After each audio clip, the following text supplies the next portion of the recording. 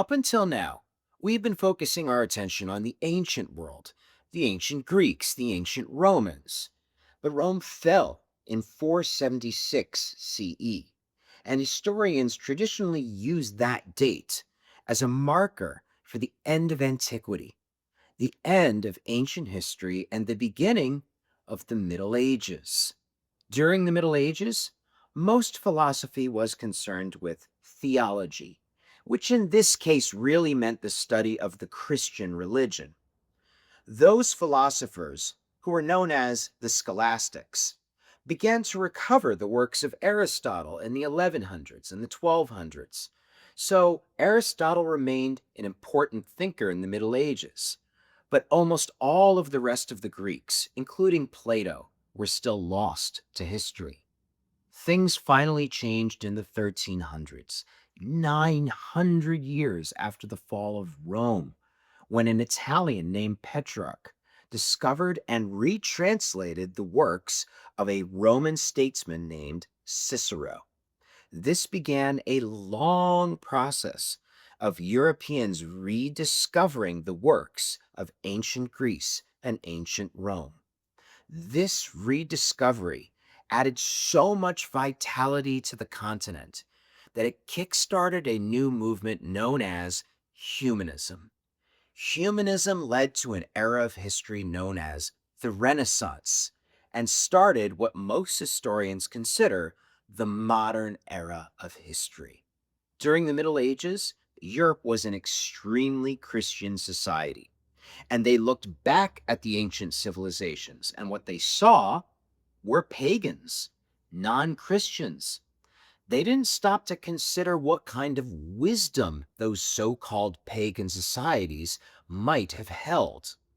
And in Europe in the Middle Ages, there was a huge emphasis on obedience. One had to obey God, obey the church, obey the king. There was very little emphasis put upon the value and importance or power of the individual. When the Europeans rediscovered the works of ancient Greece and Rome, they were amazed the extent to which the Greeks and Romans were interested in seemingly every aspect of human life, not just religion, but astronomy and rhetoric and art and theater and morality and philosophy. Whatever it was, the Greeks and the Romans wanted to know everything about it. And that was an enormous injection of vitality into the European mind. A new movement called humanism began to take hold, and it celebrated the potential, the power, the value, and importance of the individual more than any other movement had before. Humanists recovered every ancient text they could and started an educational movement to train people in ancient Greek and Latin so others could read these texts as well. More and more, human beings began to be seen as the height of God's creation, no longer just small, insignificant, obedient to authority.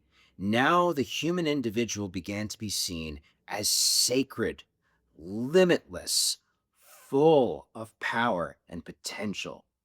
Ironically, this new humanistic attitude could best be summed up from an ancient philosopher, a pre Socratic philosopher known as Protagoras. And the quote is "Man is the measure of all things." Here, the word man means men and women, it means human beings. Human beings are the measure of all that is. That helps us understand why this movement was known as humanism, because it saw the human being as the center of God's creation, sacred, brilliant, and powerful. Humanism led to an era of history known as the Renaissance, which was an explosion of human knowledge and creativity that revolutionized nearly every aspect of human life in Europe during that time. It started in Italy, particularly in the city of Florence in the 1400s, and then rippled out and spread across the rest of Europe over the course of the next 200 years.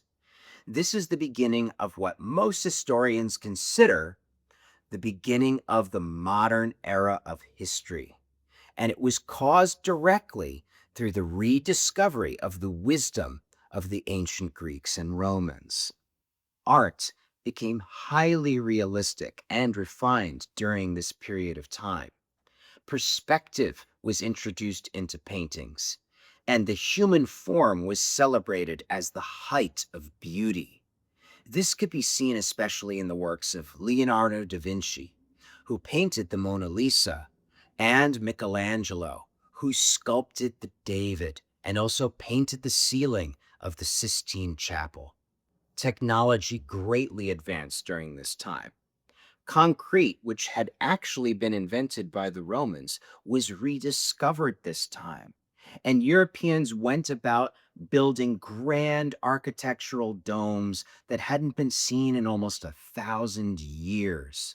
Astronomy and navigation made huge advances as well, as the Europeans started the age of exploration, sailing around the world for the first time and discovering the Americas.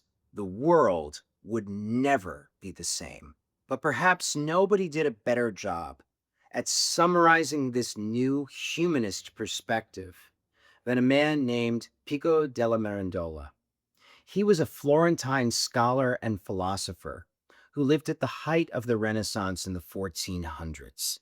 And in 1486, he wrote the Oration on the Dignity of Man.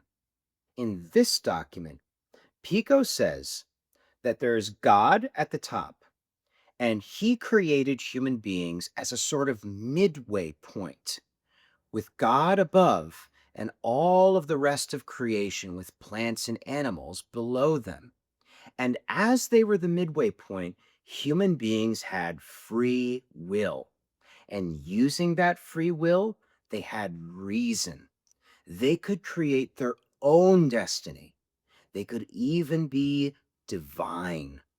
The reason why this is such a powerful summary of the humanist perspective is that by creating this map with God, creation, and human beings in the middle, Pico della Mirandola is showing that human beings have dignity. They don't just have to obey an authority. They can use reason to create a better world, a new world.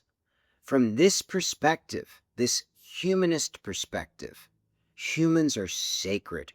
They have potential, they have power, they have brilliance. And now the question becomes, how do we unlock that human brilliance? The centuries following the Renaissance directly show the ways in which thinkers went exactly down that route. Individualism became the highest ideal of Western civilization, and it continues to be the case even today. This concludes Lesson 6 of Big Ideas Throughout History.